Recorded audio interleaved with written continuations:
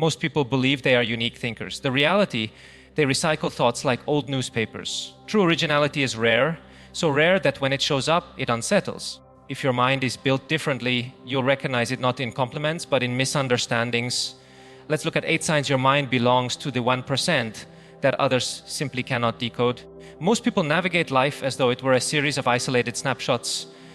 They wake up, read the headlines, react, complain, scroll further, react again. Each event is treated as a standalone occurrence, self-contained, without roots or branches.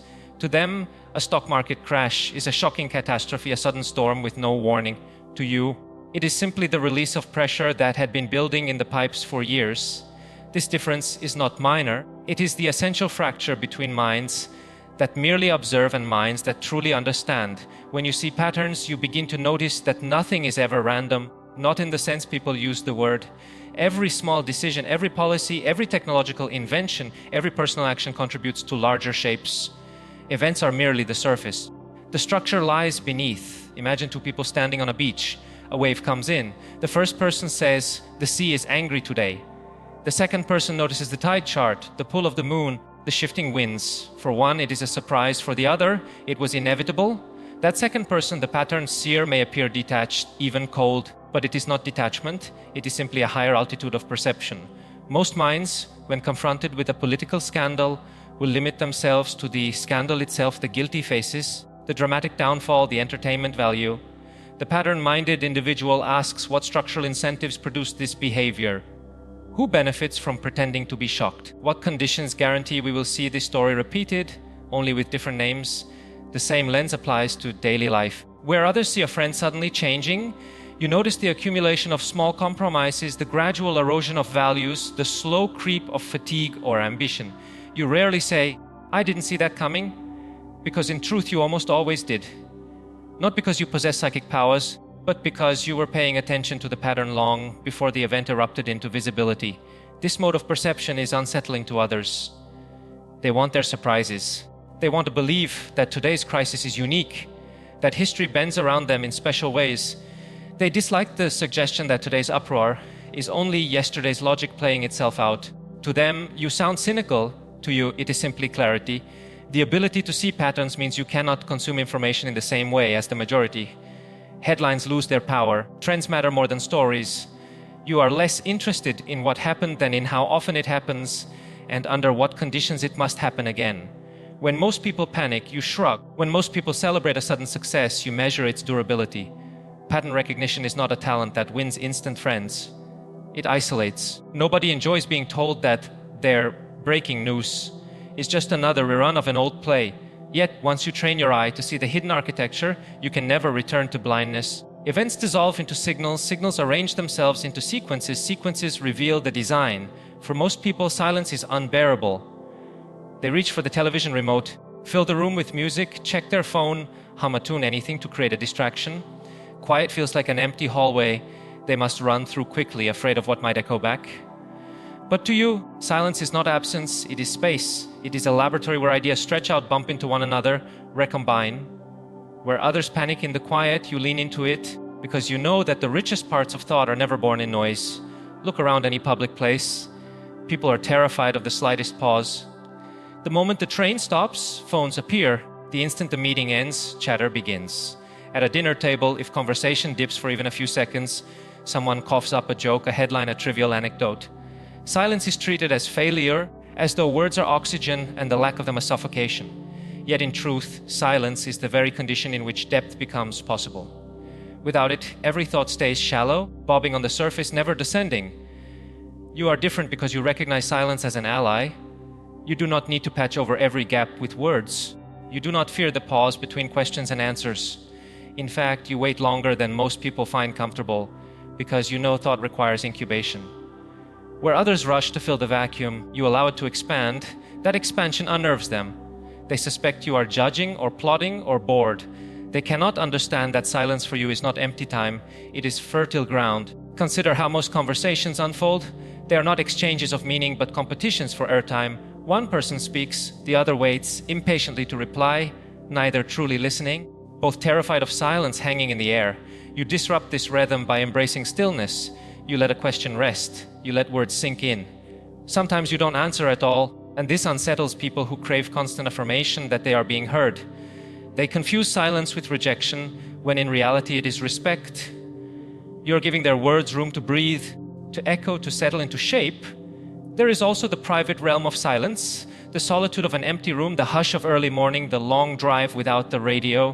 Most people run from these moments because they bring unwanted confrontations with the self.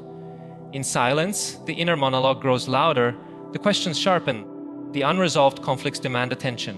To sit with silence is to sit with oneself, and that is precisely why so many avoid it. But you lean into it. You treat silence as a conversation with your own mind, not an enemy, but an interlocutor. This relationship with silence changes the way you move through the world. Where others grow restless without stimulation, you grow sharper. Where they interpret a pause as awkward, you treat it as natural. Silence does not threaten your identity, it shapes it. Most people crave certainty as if it were a lifeline. They cling to clear answers, neat labels, and absolute truths. The world is overwhelming, and certainty offers the illusion of control. It is comforting to know without question that something is right or wrong, that a belief is unshakable, that a path is guaranteed to succeed. But the moment you start to question certainty, to examine its roots, to treat it as provisional rather than absolute, the majority sees you as strange, indecisive, or even dangerous. You instinctively understand that certainty is rarely a reflection of reality. It is a social construct, a mental shortcut, a way to save energy in a world that is infinitely complex. Every decision, every prediction, every statement about the future carries with it uncertainty. People who claim otherwise are usually ignoring inconvenient data, suppressing doubts, or simply repeating what they have been told. You, on the other hand, see the nuance, the contingencies, the probabilities that others refuse to acknowledge. Distrusting certainty means that you treat every conclusion as temporary. You rarely accept the first explanation you hear. When experts speak, you listen carefully but remain skeptical. When conventional wisdom dominates, you investigate the assumptions it is built on. You are aware that what seems indisputable today often collapses tomorrow, and that truths are contextual, conditional, and evolving. To the certainty-addicted majority, this mindset appears unnecessarily complicated or even reckless because they value comfort over accuracy. This distrust extends to your own thinking. You question your biases, examine your impulses, and test your judgments against multiple scenarios. You know that confidence is not proof, and that conviction can be a trap when it blinds you to evidence. While others treat doubt as weakness, you recognize it as the cornerstone of clarity. You understand that the sharpest minds are not those that claim to have all the answers, but those that relentlessly interrogate the questions. In conversations, this approach makes you unusual. You challenge assumptions that everyone else accepts without hesitation. You ask questions others avoid, probe contradictions others overlook, and insist on examining evidence rather than repeating slogans. People may call you difficult, negative, or pedantic, but you are merely refusing to accept the comfort of certainty. You know that answers offered too quickly are rarely trustworthy, and that clarity emerges only from careful scrutiny. Distrusting certainty also shapes your decisions and actions. You plan with contingencies, hedge against hidden risks, and expect surprises. You are less swayed by hype, persuasion, or charisma because you recognize that certainty can be manufactured to manipulate perception. Where others act impulsively on what must be true, you move cautiously, methodically, aware of the unknowns that most minds ignore. You live in hypotheses, not dogmas, and your thinking is a landscape of probabilities rather than absolutes. This mindset isolates you from people who equate confidence with competence. They mistake your skepticism for indecision. They mistake your questions for defiance. They mistake your patience for passivity. But to you, certainty is always provisional, a temporary lens for understanding rather than a foundation for belief. And the refusal to accept it as final is what keeps your mind sharp. In today's world, speed is worshipped as though it were intelligence. People boast about multitasking, rapid responses, constant connectivity, and instant reactions. Social media rewards the swift, the impulsive, and the superficial. A headline is read in 3 seconds, a tweet digested in 1, a summary judged as if it were a full report. To most minds, speed equals competence, efficiency, and progress. But you understand that velocity rarely produces insight, depth does. You are uncomfortable with shortcuts. You know that understanding a complex problem cannot be compressed into a single glance, a quick answer, or a catchy phrase. While others skim the surface, you explore layers, trace connections, and investigate the foundations of what appears obvious. Where speed prioritizes completion, depth prioritizes comprehension. You recognize that a shallow understanding is more dangerous than ignorance because it gives the illusion of knowledge while concealing error. This mindset affects the way you consume information. A book is read slowly with attention to detail, annotation, and reflection. A problem is dissected, reconstructed, and challenged before a conclusion is accepted. You prefer fewer interactions but with substance, fewer conversations but with resonance, fewer projects but with genuine mastery. The world views this approach as tedious or unnecessary because patience is undervalued in an era that measures productivity by volume rather than quality. You notice how many people treat attention as expendable. They split focus among countless tasks. Half listen to conversations, scroll while eating, respond without considering. You see the cost of such dispersal: missed patterns, shallow reasoning, fragmented memory, and decisions built on partial information. You do the opposite. You cultivate single-minded concentration, protecting your mental space as if it were rare real estate. And you measure progress not by speed but by clarity, resilience, and depth. This preference for depth also shapes your creative and strategic thinking. While others rush to publish ideas, you wait until they are refined, tested, and integrated.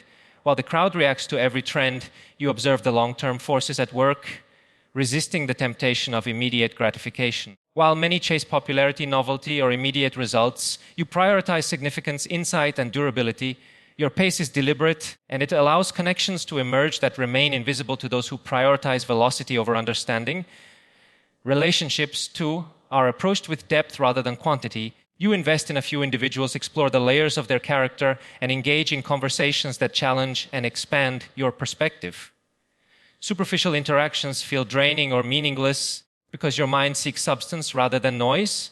You recognize that mastery in any field, whether intellectual, professional, or artistic, requires patience, iteration, and sustained effort.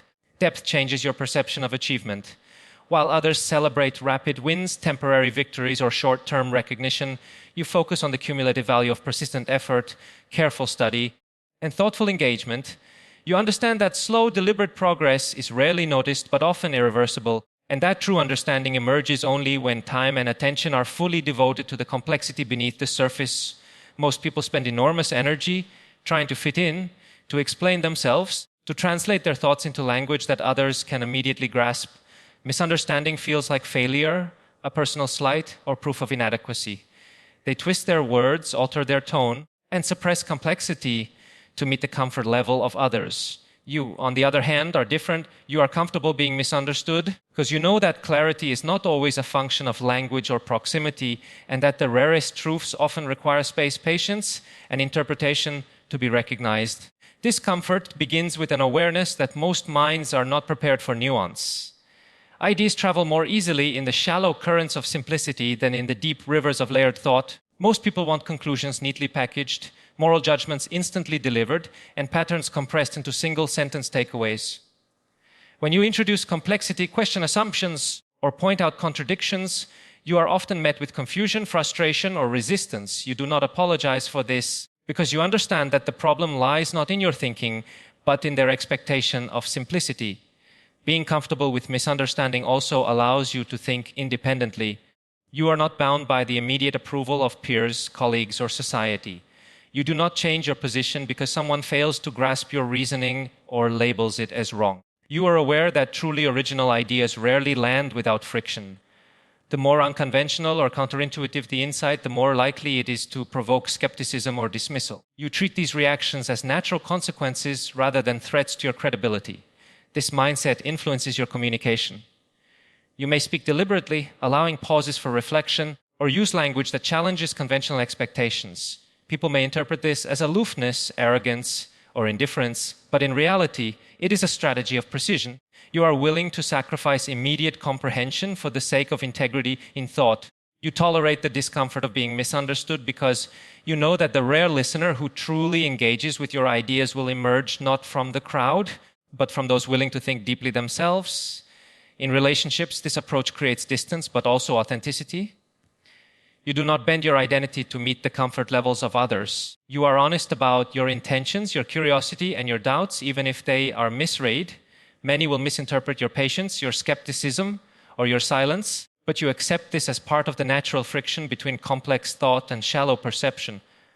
The moments when misunderstanding fades, when ideas resonate, when insight is recognized, become far more meaningful than the constant validation sought by others.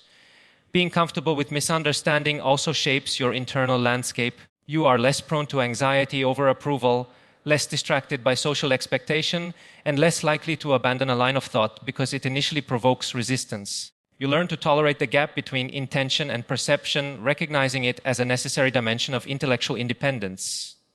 In this space, thought flourishes, curiosity deepens, and ideas develop resilience precisely because they are tested against misunderstanding, scrutiny, and friction. Most people approach life as though every offer, opportunity, or decision comes without hidden consequences. They celebrate free promotions, easy solutions, and safety shortcuts without considering what is sacrificed behind the scenes. A deal appears attractive because it is simple, convenient, or immediate, and they embrace it with enthusiasm, unaware of the costs that are embedded, invisible, or deferred. You, however, notice what is hidden. You see the trade-offs that others ignore, the compromises that accompany every benefit, and the shadows that follow even the brightest promises. This ability starts with observation. Where others see only the surface, what is offered, what is gained, what is visible, you examine what is lost time, energy, attention, freedom, and long-term options. Every choice carries consequences, some immediate and some delayed, some personal and some systemic. You train yourself to detect these subtle forces, to map the chain of effects that most people assume do not exist. This makes you cautious in ways that others interpret as hesitation, risk aversion, or overthinking. Spotting invisible trade-offs also changes your relationship with incentives. The world constantly presents signals designed to manipulate attention and desire. Free apps harvest personal data. Quick loans extract hidden fees. Social validation requires ongoing effort and compromises authenticity. Most people follow the bright lure without noticing the strings attached. You instinctively ask, what is the hidden cost? And you know that the apparent ease of a decision is rarely the full picture. This awareness allows you to make choices that others will regret or overlook while avoiding pitfalls that remain invisible until too late. Your perception of trade-offs extends to human behavior and social interaction. You recognize that people's actions are rarely simple. Praise may come with expectation, help with obligation, agreement with manipulation. You anticipate the consequence of decisions not only for yourself, but for the broader system in which you operate. Where most minds evaluate benefits superficially, you evaluate the network of cause and effect, the ripple that extends beyond immediate perception. This makes your judgment unusually accurate, though it also isolates you because most people prefer simplicity and immediacy over complex foresight. This skill manifests in planning, strategy, and risk assessment. You avoid temptations that appear beneficial but are costly in hidden ways. You invest time and energy where the long-term payoff outweighs superficial gains. You anticipate scenarios in which trade-offs manifest over months or years, not just days. You recognize that short-term gratification almost always carries a hidden price, and that most failures could be traced back to unexamined compromises. Spotting invisible trade-offs also shapes your mindset. You approach opportunities with skepticism, not cynicism. You treat incentives as clues, not guarantees. You measure the full architecture of decisions rather than the apparent value alone. You accept that complexity is the true constant in life, and that clarity requires seeing beyond what is presented. You are attuned to subtleties that escape the casual observer, and your decisions reflect an understanding that the world operates on layers that are not immediately visible. Most people evaluate truth through the lens of authority. A professor speaks, and the majority nods without question. A celebrity endorses, and millions follow blindly. A loud or confident person states an opinion, and it is accepted as fact. Authority becomes a shortcut for judgment, a mental crutch to avoid the effort of independent thinking. You, however, refuse to let hierarchy dictate your conclusions. You judge ideas on their own merit regardless of who presents them, and this refusal is unsettling to those who equate credibility with rank, title, or reputation. You understand that the source of an idea is rarely proof of its validity. A Nobel laureate may be wrong, a famous entrepreneur may be short-sighted, a charismatic politician may be deceptive. Conversely, the quiet thinker, the obscure writer, or the newcomer may offer insights that surpass conventional wisdom. By focusing on ideas instead of authorities, you develop a habit of critical evaluation that is rare because it requires more effort, discipline, and intellectual courage than simply following the consensus. This mindset begins with skepticism, not cynicism. You do not dismiss authorities outright, nor do you accept them without scrutiny. You assess evidence, analyze reasoning, and examine assumptions. You interrogate the logic of an argument independently of the speaker's reputation. People often mistake this approach for arrogance or contrarianism, but it is fundamentally a commitment to truth over social convenience, a refusal to surrender intellectual responsibility in exchange for reassurance or status. Judging ideas rather than authorities also reshapes how you consume information. Academic papers, media reports, and public statements are all filtered through your internal standard rather than external approval, where most readers skim abstracts or rely on citations as proof. You examine methodology, context, and coherence. You identify flaws that others overlook because they are dazzled by the prestige of the source, and you recognize breakthroughs hidden in unconventional forms that others dismiss as unimportant or irrelevant. In conversations and debates, this approach often isolates you. People expect you to defer to recognized figures, to echo popular opinions, to accept conclusions that are settled by consensus. When you challenge these assumptions, you may be met with resistance, hostility, or confusion. They interpret your independence as rebellion, whereas it is a disciplined adherence to logic, evidence, and the principle that ideas must stand on their own, irrespective of who presents them. This habit of mind shapes decision-making and strategy in profound ways. You are less likely to be manipulated by charisma, intimidation, or prestige. You are better equipped to identify innovation, disruption, and underappreciated insight. You recognize patterns and connections that remain invisible to those who substitute authority for reasoning. Your judgment becomes a tool for clarity rather than conformity, allowing you to navigate complexity with precision, foresight, and autonomy. You learn to value substance over status, coherence over reputation, and evidence over applause. You understand that respect for authority is not inherently wrong, but blind deference is dangerous. You seek the truth embedded in ideas, the patterns hidden in arguments, and the principles that survive scrutiny. And this practice reshapes your thinking into a system that privileges insight over recognition,